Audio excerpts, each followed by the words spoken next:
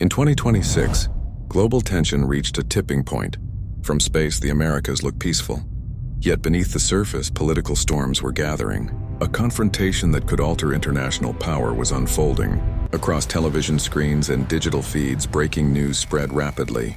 The United States had initiated a direct operation targeting Venezuela, sending shockwaves through governments and energy markets worldwide. A small South American nation suddenly became the center of global focus. Venezuela, rich in natural resources yet politically isolated, stood at the crossroads of U.S. strategic and economic ambitions. At the heart of the tension was oil, the lifeblood of modern economies. Venezuela possesses the world's largest proven oil reserves, a prize that fuels both wealth and international rivalry. Barrel after barrel, the resource symbolizes more than energy. It is leverage, power, and influence. Controlling Venezuela's oil means controlling a significant part of the global energy market. This struggle is not just about politics. It is about who dictates global commerce, energy, and security. In Venezuela, the stakes are monumental. For decades, the United States has projected its power across the globe. Its military bases, advanced technology, and strategic presence shape conflicts, alliances, and economies in every continent.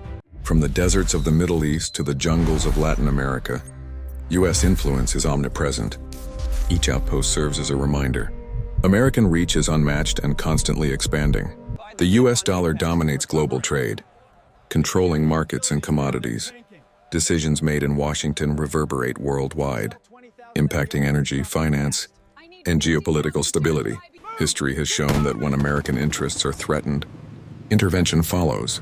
From covert operations to overt military campaigns, Washington has repeatedly shaped the destiny of other nations. With unparalleled naval strength, America enforces its will across oceans. Strategic deployments are not just military displays. They are messages of control and deterrence. And in early 2026, all eyes turned south, toward a nation rich in resources yet politically vulnerable, Venezuela, the country at the heart of the world's largest oil reserves. Venezuela, a land of immense potential, had long been isolated by sanctions and internal crises. Now it became the focal point of a bold geopolitical maneuver. The oil beneath its soil is not just energy, it is influence, leverage, and power. Whoever controls it can reshape markets and wield global authority. Venezuela's wealth contrasts sharply with the suffering of its people. Years of political turmoil and economic collapse left citizens struggling for basic necessities. Beneath the surface, however, Venezuela remains a treasure trove. The world's largest proven oil reserves have drawn attention for decades, now sparking direct intervention. Sanctions and mismanagement decimated local economies. Families faced hyperinflation, scarcity, and uncertainty, while foreign powers eyed the country's resources. Daily life became a struggle for millions. While the global focus was on oil, the population bore the brunt of political and economic turmoil. Mass migration swept across the region.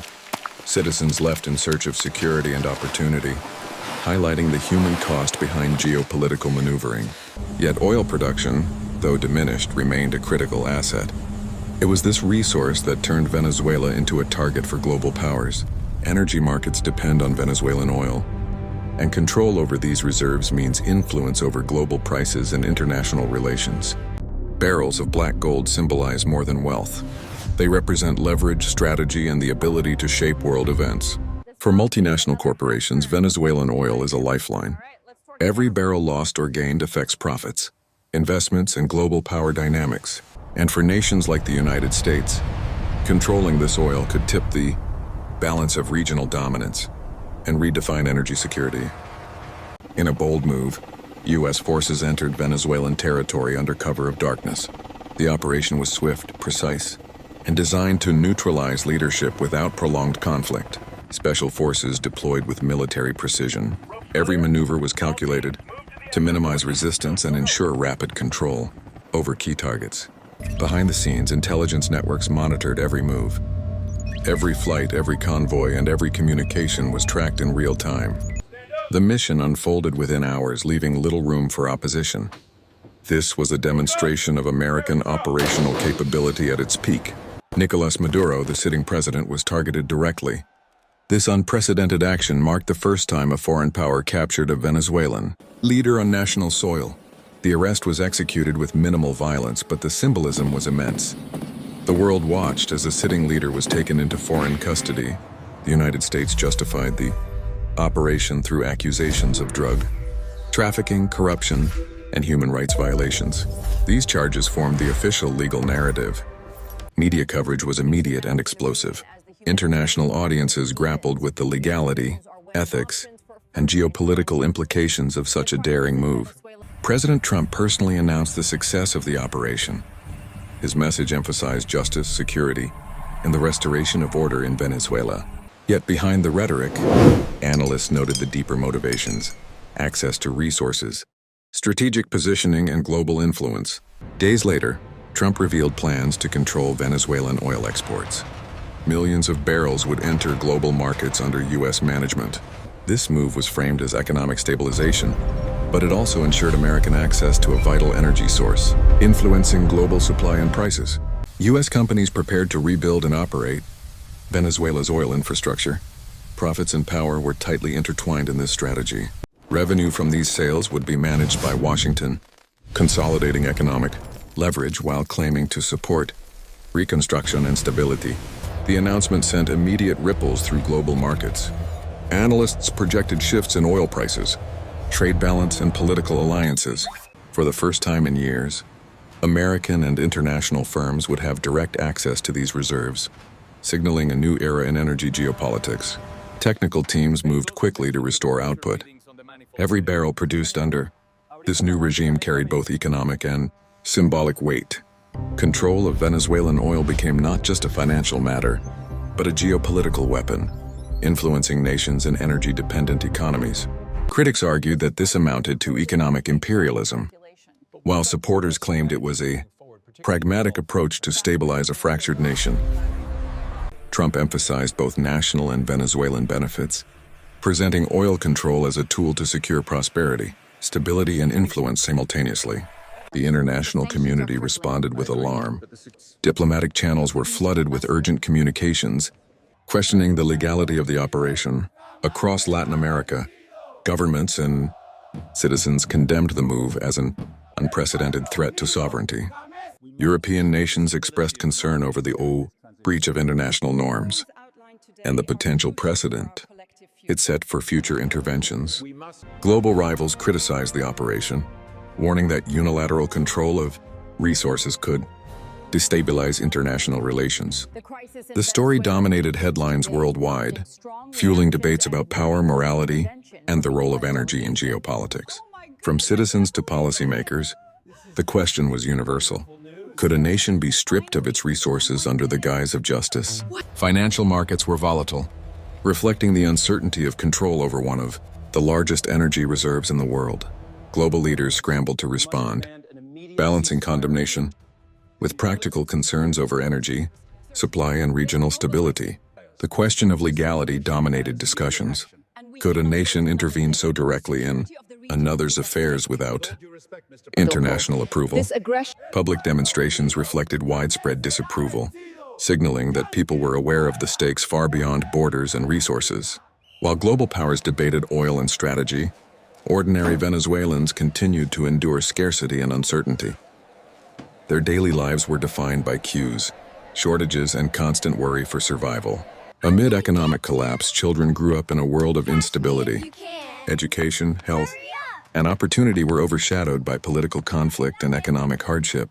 Millions fled to neighboring countries, forming one of the largest migration crises in the region.